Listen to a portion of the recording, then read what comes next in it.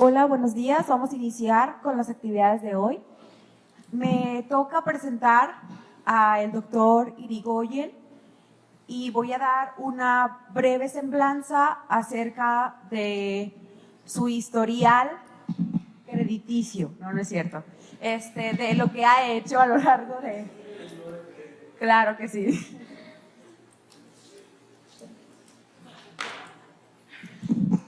Bien.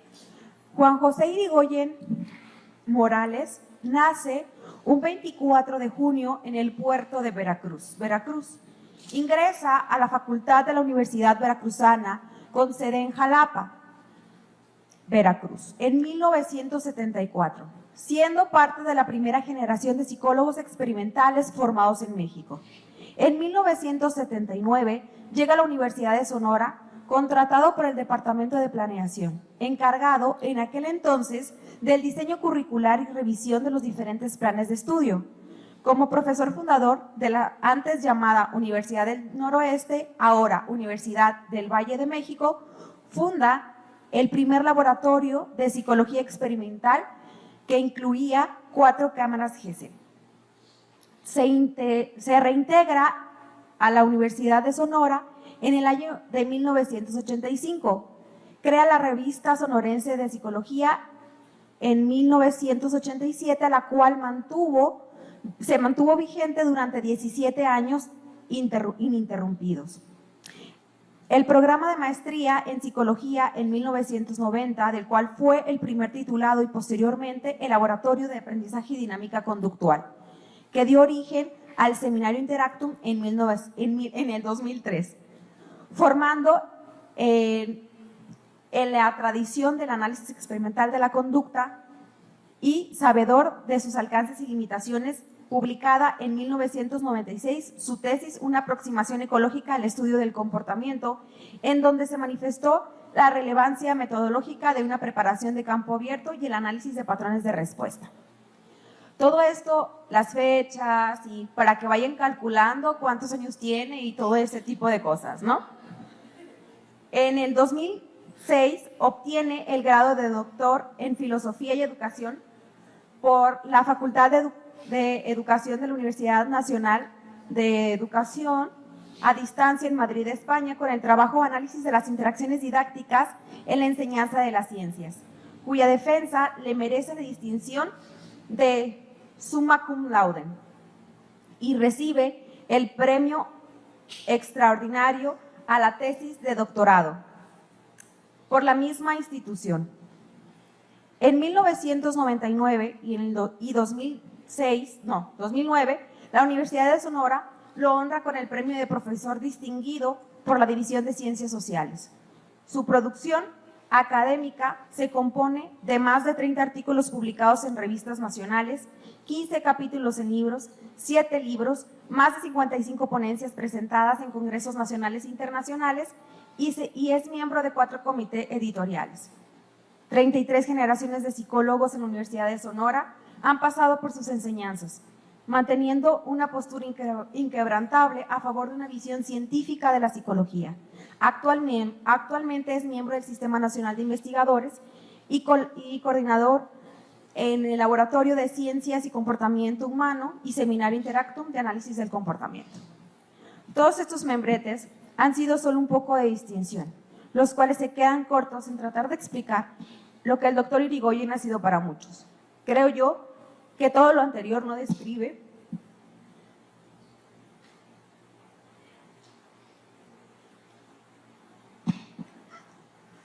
su ímpetu.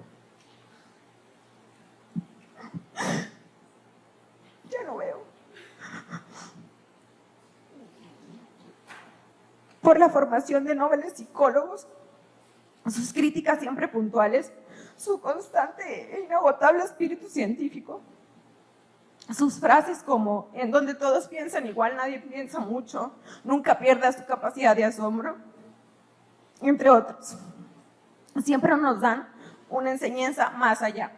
Por eso y más, es un honor presentar a él en esta conferencia y también que vea que sus esfuerzos en mí no fueron en vano, que me sigo esforzando como me enseñó y que mucho de lo que soy actualmente se lo debo principalmente a él y al Grupo Interactive. Doctor, bienvenido.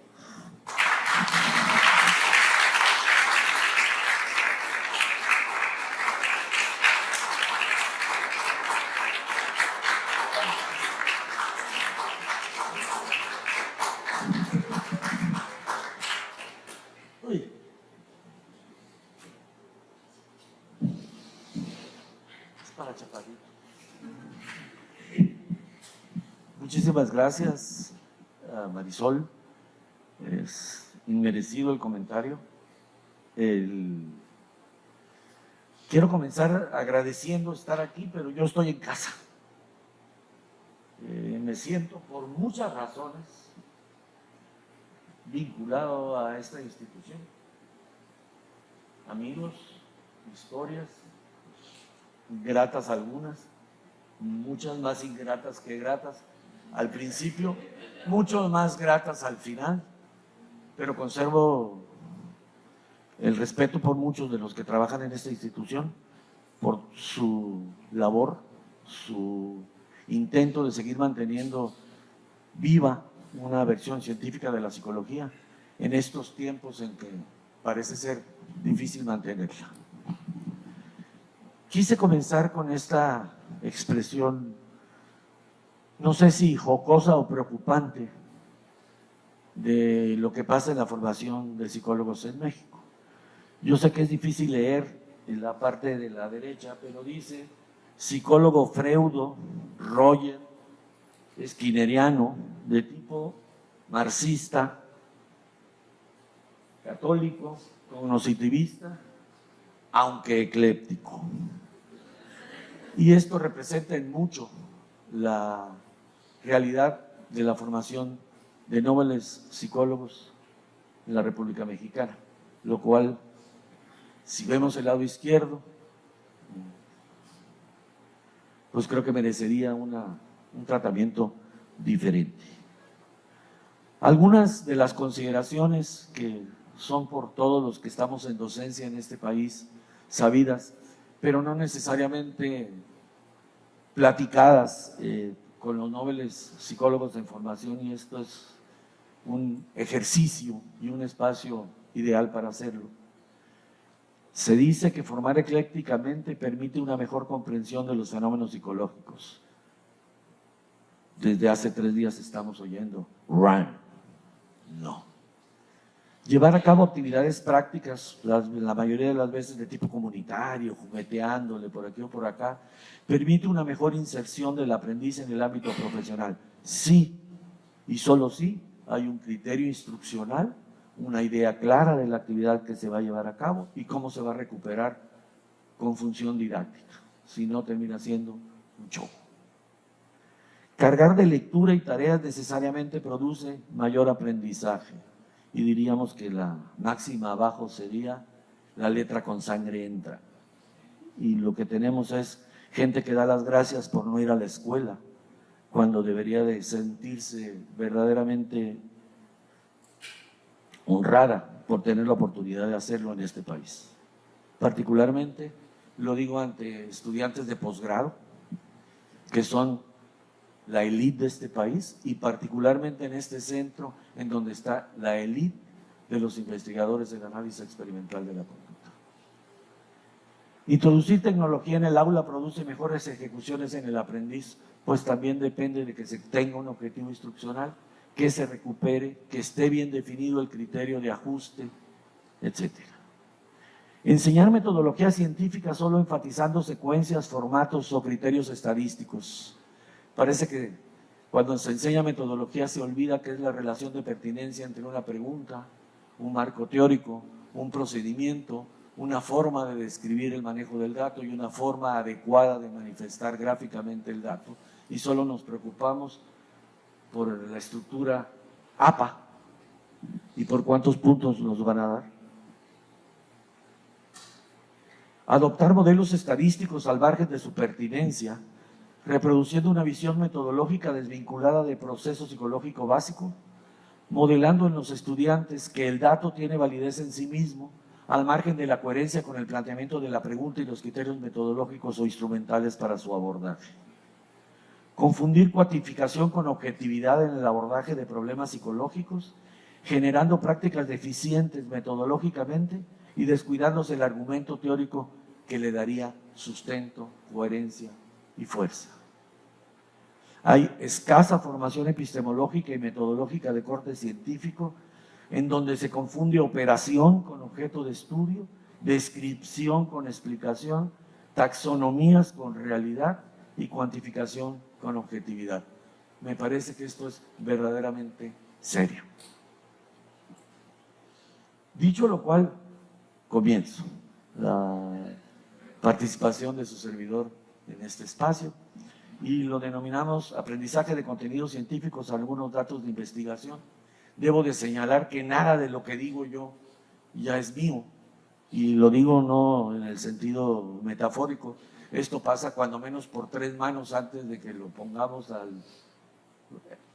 expongamos a alguno de nosotros ante una audiencia particular. Es el filtro siempre delicado y cuidadoso de mis compañeras de trabajo, que son además muy cuidadas para decir cuando hay errores las cosas que presentamos.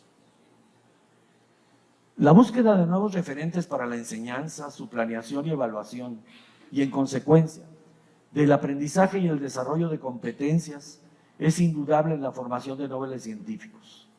La reflexión gira en torno a que la generación, transmisión y divulgación del conocimiento es específica a cada dominio disciplinar, por lo que pierde sentido pensar en una didáctica general y de evaluación ajustable a los diferentes propósitos, fines y prácticas de conocimiento. Esto en muchos lugares todavía se habla como si fuera el mismo objeto, el mismo criterio para medir, la misma manera de evaluar, independientemente del espacio, ámbito funcional de trabajo, etcétera, lo cual yo tendría mis dudas al respecto. El análisis de la ciencia en su dimensión psicológica plantea que la ciencia no es un modo privilegiado de conocimiento producto de la participación de procesos psicológicos especiales. La ciencia como un modo de conocer es comportamiento que se regula por los criterios acerca de cómo identificar, manipular y establecer contacto cuali y cuantitativo en la práctica respecto al objeto teórico de conocimiento y de cómo comunicar las actividades realizadas y los resultados obtenidos.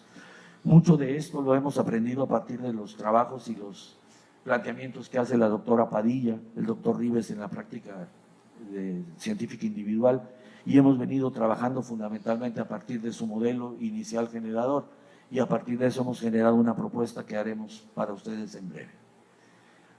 La propuesta teórica que asume el practicante en ciencias determina los problemas que se planteará, las estrategias que elegirá para abordar dichos problemas, el tipo de datos que recabará, la manera en que interpretará dichos datos y la forma en que comunicará a otros sus resultados. Parece que estamos preocupados en alguno de estos, pero no en otros. Y entonces, de repente perdemos contacto con la semántica, con la sintáctica que propone la definición de un objeto de estudio, y empezamos a meterle parejito, generando a veces aparentemente datos congruentes, pero diríamos mucha confusión teórica. La enseñanza y el aprendizaje de la ciencia no solo constituyen procesos de transmisión y de adquisición de contenidos, sino una interacción en la que se comparten los modos del saber hacer y del saber decir que se llevaron en la obtención de dichos contenidos o productos formales. Por tanto, la enseñanza y el aprendizaje de la ciencia se da mediante la práctica y como práctica. En otras palabras, se enseña y se aprende a hacer ciencia haciendo ciencia. Voy a dar una anécdota de Timbuktu, no hablo de ninguna escuela en particular, pero conozco profesores de metodología que en su vida han hecho un reporte técnico. Conozco profesores de evaluación clínica que en su vida han tenido una relación psicológica clínica. No podemos enseñar lo que no sabemos hacer. A veces, sabiendo algo de lo que tenemos que enseñar, nos cuesta trabajo enseñarlo. Sin saberlo, Dios guarde la hora. ¿A qué nos referimos? El aprendizaje en el contexto de la formación científica universitaria está referido al establecimiento de un conjunto de prácticas reguladas por criterios disciplinares como formas de saber decir y saber hacer, identificación, formulación, generación, formulación de inferencias. Cuando se habla del aprendizaje de contenidos científicos, se hace referencia al ajuste funcional que se establece entre el desempeño del estudiante como lector y o escritor ante los objetos y o situaciones construidas a partir de un sistema de referencia como lenguaje formal o técnico. Por lo tanto, si pensáramos en el desarrollo de competencias conceptuales, debiéramos preocuparnos por establecer los nominativos, en primera instancia los nominativos o la referencia de referencias del mismo nivel, lo que definiría la relación entre palabra-objeto. Ayer hacía referencia la doctora Froyán a estos aspectos mediadores de cosa a cosa, objeto, de viejas teorías o de las propuestas teorías que estamos retomando. Pero es importante no confundir el establecimiento del nominativo con la adquisición de la referencia, porque a veces sabemos repetir la letanía, pero está hueca su relación con el referente. En el segundo momento, referencias a estructuras lógicas de referencialidad, lo que implicaría una relación palabra-categoría y lo que hablaría un poco de la forma sintáctica que va a ir adquiriendo nuestro argumento. Estructuras lógicas de referencialidad que en relación a estructuras lógicas de referencialidad del mismo nivel, que implicaría la relación de equivalenciación funcional de una categoría con respecto a otro, que es lo que nos permitiría ir construyendo prácticamente lo que llamaríamos una teoría o un argumento coherente. Y estructuras lógicas de referencialidad, metaestructuras lógicas, que implicaría la teoría, el marco conceptual y la epistemología o el sustento formal del argumento o la teoría que queremos proponer. Debiéramos de seguir, proponemos nosotros, este caminito que no es ni siquiera, podemos decir nosotros lo proponemos, no, es simplemente una forma de ir acomodándole y dándole lógica al trabajo de otros compañeros y ayudarnos en el trabajo de laboratorio para trabajar como documentos de trabajo. Y esto es lo que hemos empezado a establecer y a relacionar y a investigar en el sentido del desarrollo de competencias conceptuales. Si pensamos en competencias instrumentales o el saber hacer teóricamente regulado, y este es otro problema en nuestra formación, esta idea de que te doy la teoría y hacemos la práctica o cosas así, cuando debiéramos de enseñar que la práctica no es más que la mejor manera de hacer teoría en acción. Estableciendo la referencia referente en términos de el nominativo, el aparato, la técnica y procedimiento en relación al vocabulario o la semántica a utilizar en el argumento con respecto a la instrumentalidad del mismo, la relación entre el aparato y el objeto como técnica concreta, la relación aparato-objeto-referencia como el inicio de una propuesta metodológica y la relación aparato-problema como la posibilidad de desarrollo y el anclaje tecnológico.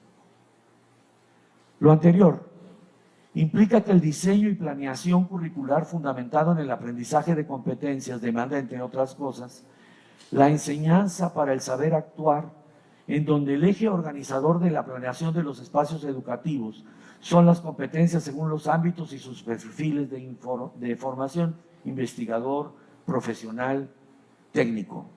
De repente también las currículas pierden contacto con el tipo de perfil que quieren formar y parece que no es lo mismo formar un investigador que formar un profesor, que formar un técnico, que formar un terapeuta en psicología. La noción de aprendizaje como el desarrollo funcional de desempeños. La evaluación y sus criterios tendrán que ser congruentes con a. Los juegos de lenguaje que corresponden al dominio disciplinar, la modalidad lingüística del desempeño, la forma en que tuvo lugar el aprendizaje declarativo o actuativo, la naturaleza de los objetos referentes, el arreglo contingencial cerrado o abierto y los criterios de tarea y su nivel funcional expresados como criterio de logro. Y a partir de estas propuestas que hemos venido trabajando, hemos llegado más o menos a conjuntar este espacio descriptivo, un modelito de lo que proponemos interacción didáctica, Coincidimos estrictamente hablando con lo que planteaba ayer la doctora Froyán, en el sentido de que este formato de que primero doy la instrucción y luego evalúo y luego sigo así, solo es una forma didáctica de expresar lo que a la hora de trabajar pues tenemos que trabajar en varios niveles de momento. Pero el centro de izquierda simplemente me describe lo que sería una interacción didáctica desde la perspectiva que estamos trabajando nosotros, regulada por el dominio disciplinario y el objetivo instruccional. Debiéramos decir que consideramos que las interacciones didácticas o las interacciones y los segmentos educativos son necesariamente intencionados. No pueden ser de otra manera. Tienen una intención concreta con un objetivo instruccional concreto para cada clase, para cada situación, para cada segmento interactivo. En donde está el docente por un lado en interacción con el estudiante y los objetos referentes. Si se fijan, el centro de la interacción didáctica no expresaría más que una relación sustitutiva entre un referente, un referidor y un referido. Son aspectos convencionales, estamos trabajando con aspectos convencionales, necesariamente expresamos una relación sustitutiva. Solo que está puesto así para que nos quede claro que está definida para el ámbito en términos de docencia. Si vemos hacia la extrema izquierda, están algunos de los elementos de los ámbitos funcionales del hacer docente. Si vemos hacia la parte central de los objetos referentes, estamos pensando en el tipo de objetos referentes con el que se pone en contacto al aprendiz. Es escrito, es visual, es video, es texto, en fin, son láminas, son dibujos, etc. Y a partir de ahí tenemos primero los elementos del estudiante y consideramos los modos lingüísticos activos y pasivos, y por otro lado el arreglo como objetivo concreto, como segmento analítico, nos llevaría a analizar las situaciones de tarea en términos de contingencias abiertas o cerradas y sus posibilidades de desarrollo funcional. Este es más o menos con el que hemos venido trabajando los últimos 10 años. Y algunos de los datos que hemos venido presentando en los diferentes foros con las compañeras con las que trabajo. El dicho modelo de evaluación se considera que el diseño de situaciones de evaluación se da en correspondencia con los ejemplares o prototipos disciplinares. Esto es, con las circunstancias criterio en las que se ejercitan las prácticas científicas y o profesionales.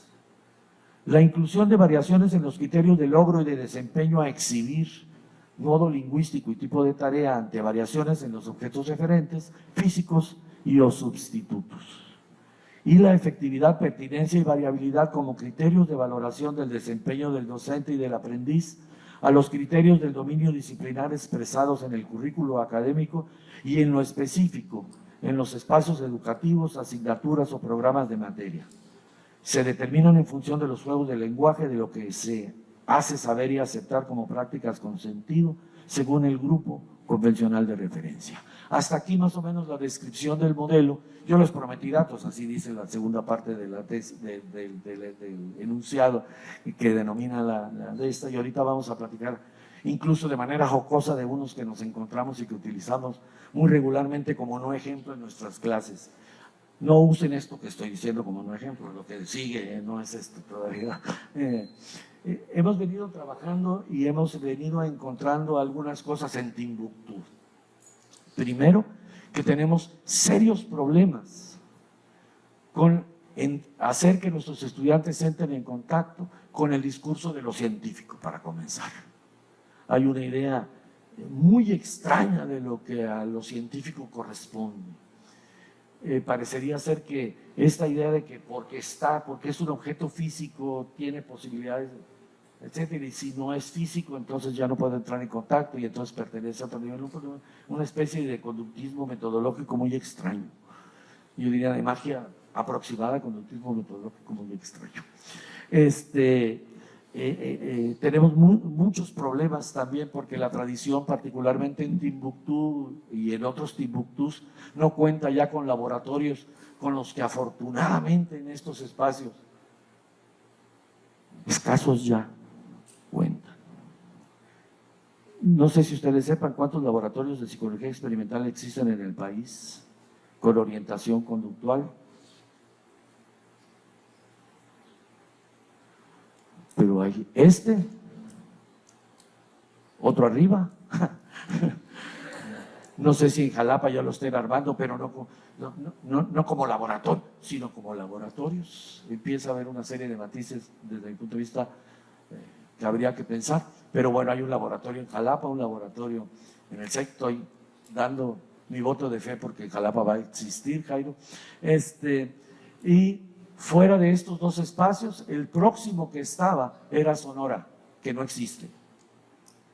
El laboratorio de dinámica y conductual se convirtió en una bodega. Ahora hay una aproximación que se llama ciencia al laboratorio de ciencia y comportamiento humano. Trabaja con humanos, sí tiene una tradición conductual, pero no es de orientación fundamentalmente básica como la que tienen ustedes. Y de ahí se acabaron. No hay. Hay SNIFIs. Sí conocen el SNIFI, el programa de la rata virtual. Nosotros diseñamos materiales en video y cosas así como formas sustitutas de poner a los estudiantes en contacto con diferentes manifestaciones del análisis de lo conductual, pero no existe. Y esto es, diría yo, bastante general en la aproximación mundial. Me voy a permitir nada más como, no sé si me voy a poder regresar, porque la mecánica de esta, pero voy a ver.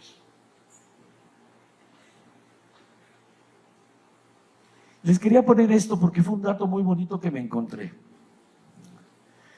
Es un estudio de Fernández y Peña del 2008 y realizaron un estudio con profesores de primaria de ciencias. Eran profesores que enseñaban ciencias naturales, se llaman en primaria, pero contemplan los principios de la física, de la base de la química, de la biología compendiada para niños. Con el propósito de analizar las concepciones sobre la forma del planeta Tierra y el sistema de referencia geométrico determinado por la gravedad. Los investigadores, a partir de los patrones de respuesta de los profesores, identificaron 4 concepciones y 2 de esos modelos están representados aquí. ¿El 2008 ya es siglo XXI o me equivoco? Porque la representación de la Tierra plana, hasta donde yo me acuerdo, tiene 500 años cambiada. Pero uno de los profesores establece un modelo con una representación de la Tierra plana.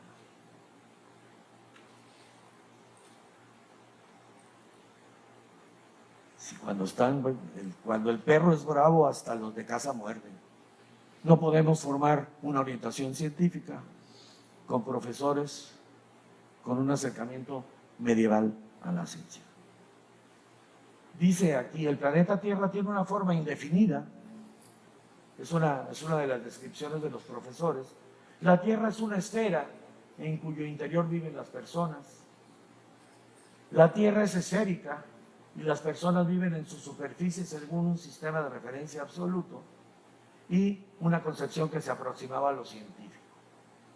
Pero fíjense, los resultados mostraron que solo la mitad de los profesores presentó una concepción aproximadamente científica, encontrándose coincidencias con resultados de estudios realizados con niños.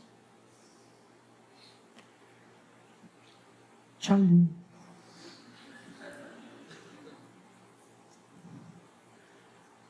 No sé si se alcance a ver lo que implica, pero es verdaderamente grave. El otro detalle importante de aquí es que nos dimos a la tarea de hacer una pequeña investigación con video, con permiso de los profesores, de introducir una cámara como en algo que se hace de microenseñanza. ¿Sí? Son prácticas de docencia en donde el maestro da una pequeña clase y se filma y se retroalimenta a partir de categorías: planeación, evaluación, modalidad y variaciones. No me voy a... y había profesores que daban clases teóricas y había profesores de laboratorio. Para no hacer muy largo esto, estos son los datos que se encuentran en donde, a partir del marco de definición de los ámbitos funcionales del desempeño de lo docente que definimos como planeación, retroalimentación, evaluación, etcétera, que pusimos como el total posible, calculábamos lo que hacían. A partir de video, el vaciado, la confiabilidad 100%, no estábamos de acuerdo, volvíamos a pasarlo hasta que todos estábamos de acuerdo, así que la confiabilidad es 100. No existe planeación instruccional. Los criterios de evaluación son así como preguntas. Y la modalidad de enseñanza es yo te platico y tú me escuchas. Cuando se pide escribir algo, y es un trabajo de otro de los compañeros egresados de aquí, hasta donde entiendo, Américo, ¿se salió de aquí, Tony? Sí, ¿verdad? Que dice que cuando le pido escribir a un niño algo, el trabajo escrito es solo, no hay parafraseo, solo reproducen, copian y pegan, entonces no hay posibilidad más que de repetir lo que el libro dice, y el libro nos dijo Mares que estaba ilustrado de una manera no adecuada, que las ilustraciones no correspondían al texto, también lo sabemos ya. Entonces, bueno, tenemos el contacto del niño con una práctica fuera de sentido en una actividad altamente comunicativa. Y tenemos un profesor, que es la visión espejo, por supuesto, de esto. No hay variaciones en el material didáctico, aquí pinta algo porque usaron un pizarrón o porque usaron alguna cosa que teníamos que puntearla con material didáctico, pero prácticamente no existe. Y no existe diferencia entre dar una clase teórica y una clase de laboratorio en cuanto a la actividad del docente. Y esto lo hace más grave todavía. En otro trabajito en el mismo sentido, nos fuimos a caracterizar la percepción de los desempeños de los profesores de nivel medio superior, considerando 4 ámbitos sustantivos de las interacciones didácticas: planeación, evaluación de repertorios de entrada, ilustración y retroalimentación. Y se elaboró un instrumento de lápiz y papel en escala Likert con 5 opciones de respuesta. La primera parte del instrumento quedó conformada por datos generales tales como institución, semestre, etc. La segunda quedó constituida por reactivos relacionados a la importancia que le otorgan los profesores al decir o al hacer en 4 ámbitos. Planeación, insisto, presenta por escrito a los alumnos la programación. Evaluación de repertorios, pregunta oralmente o aplica evaluaciones en relación al conocimiento previo relacionado con la materia. Ilustración, comenta la manera o resuelve entre sus alumnos el criterio para llevar a cabo ejercicios. Y retroalimentación, platica o presenta anotaciones por escrito de los resultados. La tercera parte quedó conformada por indicadores relacionados a cada una de estas categorías. Y decía planeación, por ejemplo, explicita objetivo instruccional, estrategia docente para la conducción del proceso, desempeño del estudiante, materiales oficiales, y así para cada una de las categorías. Otra vez, para no hacerla muy larga. Decir es el blanco, hacer es el verde. El nivel de relación de consistencia entre el decir y el hacer no existe. Si les preguntamos a los profesores, parecería que todos dan clases en Stanford. Si los vemos hacer lo que hacen, parece que andan tomando calles en Oaxaca. Con respecto a la docencia, por supuesto, no a su lucha sindical. No hay relación alguna de consistencia en la manera en cómo ellos perciben lo que hacen y lo que dicen. Esto es, según yo, pues taca. Aquí nos fuimos con lectura y escritura, estudiantes universitarios. Evaluamos el efecto de la suplementación lingüística general y específica, esto es una retroalimentación genérica y una específica al manejo y escrito de estudios experimentales, con corrección sobre el desempeño escritor. Más o menos el diseñito era así: un grupo leía y escribía, no había nada con él. Otro grupo leía y escribía y se le decía, tienes un problema en la redacción, corriges, tienes la posibilidad de corregir. Otro grupo se le leía, escribía, se le decía, tienes un problema en la situación de las variables deben de expresarse así y tienes opción de corregir. Es en interacción con texto escrito y se harán unos reportes experimentales. Había una evaluación post y una evaluación 2 de transferencia que no presentamos los resultados. Estas eran las pantallas a las que tenían acceso. Ayer se presentó parte de estos resultados en un cartel de los compañeros del laboratorio.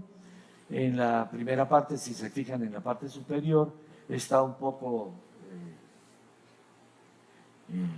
la pantalla presentada original, y abajo la situación de lo que se describía. Dice: si las variables dependientes que enunciaste fueron dar instrucciones, secuencia instruccional, apoyo de tarea, es correcta. Si tu respuesta no consideró estas variantes, deberás corregir. Esta era la general. La específica se decía: una variable es independiente cuando se presume que los cambios de valores, si las variables dependientes que identificaste corresponden a dicha descripción, está bien. Si no, corrige. Pues no.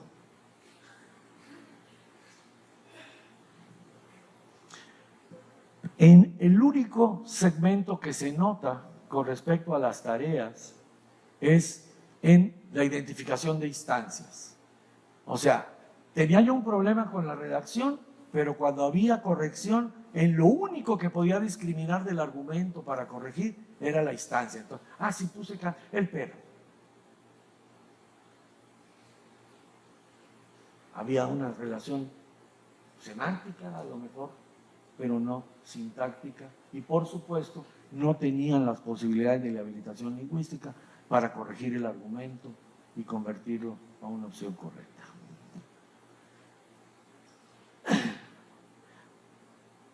Los resultados señalan que la tarea de identificación es la única tarea sensible a la presencia de la suplementación general y específica.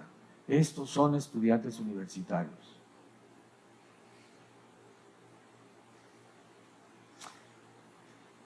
No saben escribir, estamos evaluando escribir, pero tampoco pueden leer y corregir a partir de una segunda lectura, porque no están en contacto con una dimensión funcional variante. Simplemente tienen una lectura unívoca, no repasan. Y los datos se ven claramente en cómo la parte verde estos son datos individuales por participante. La parte verde, la instancia, es la única que se ve corregida a partir de la posibilidad de releer, de retroalimentación. O sea,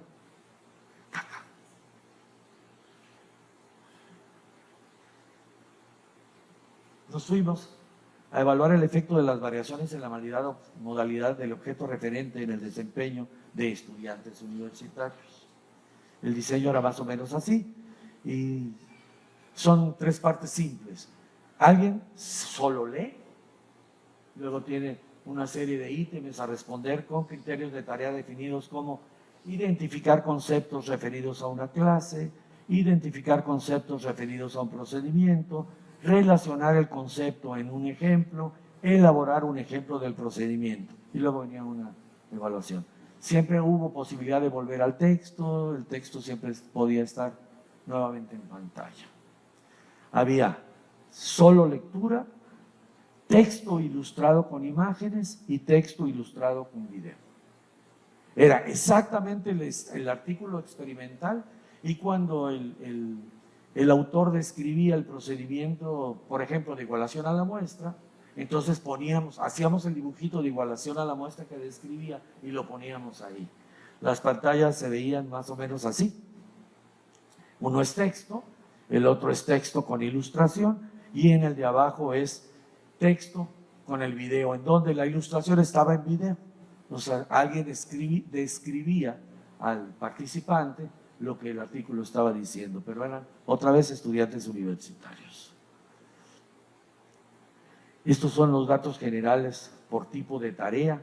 Las tareas fueron identificar el concepto referido a clase, identificar a procedimiento, identificar con un ejemplo y elaborar con un arreglo experimental. Los resultados señalan que la modalidad del material de estudio tiene un efecto positivo dependiendo del tipo de competencia que se está entrenando. Algo importante. Ya tengo que pensar en un tipo de tarea y en una modalidad lingüística particular si estoy entrenando conceptos, elementos del decir. Y tengo que pensar en un tipo de tarea y en una manera de uso del material, etcétera, si trato de moldear, modelar o ilustrar aspectos procedurales. Las tareas 1 y 2 presentan porcentajes altos de aciertos en las 3 condiciones, pero mayormente en las de texto con imágenes y video, las tareas 3 y 4 se vieron favorecidas en mayor porcentaje con aciertos en la modalidad de texto con video. Las 2 tareas tienen que ver con hacer.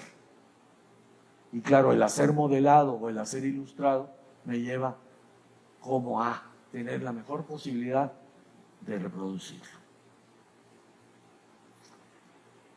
La evaluación de competencias solo es posible si se dispone de criterios morfológicos y funcionales variantes que permitan monitorear los cambios en el desempeño del estudiante como del docente, lo cual es viable si se cuenta con una propuesta de desarrollo funcional que permita caracterizar las interacciones, no solo en términos cuantitativos, sino como formas cualitativas de organización funcional.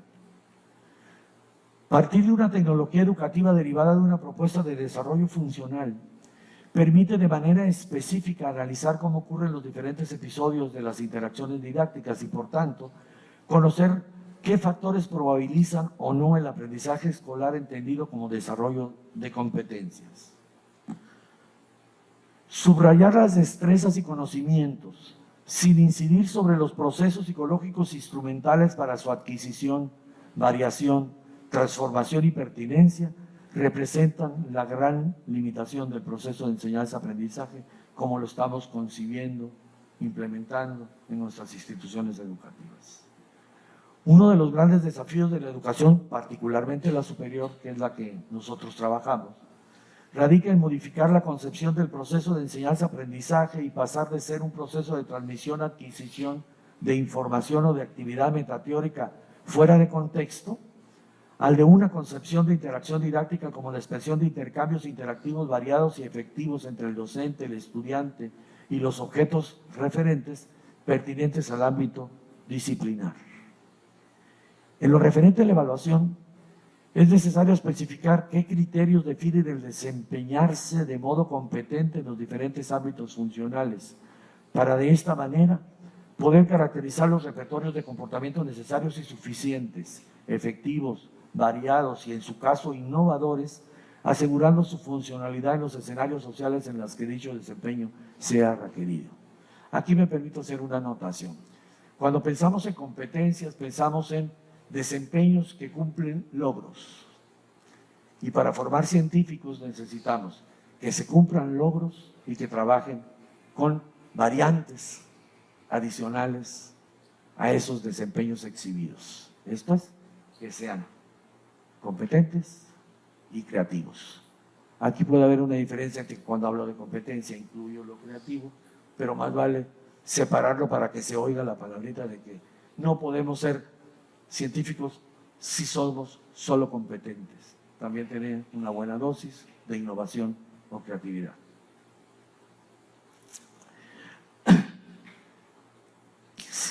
Muchas veces he terminado con esta reflexión y me encanta.